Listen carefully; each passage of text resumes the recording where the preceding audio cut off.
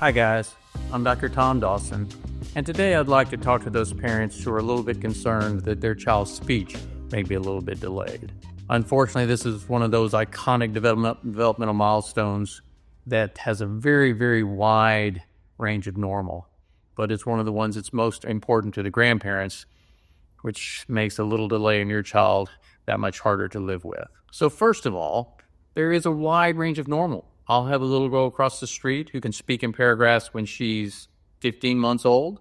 I'll have a little boy across the street who can't speak in paragraphs until he's 3.5 years old. And both of those children can be entirely normal. Now, to understand speech, we have to think about it in two distinct parts. There's your receptive speech, which is what you understand. And that actually is much more important in terms of how your brain and language portion of your brain are developing than your expressive speech, which is the words that you say. Now, the books are much more interested in your expressive speech, even though it's not as important to me and has a wide range of normal.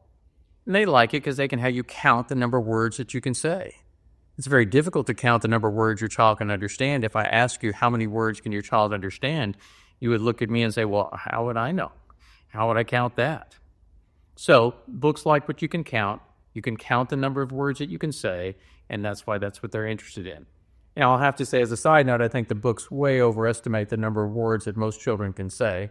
I think that a lot of them will say 25 words when they're 18 months, and I can assure you in my practice, which I consider it to be a pretty bright group of kids, the average 18-month-old in my practice can only say 4 words: mama, dada, uh-oh, and no.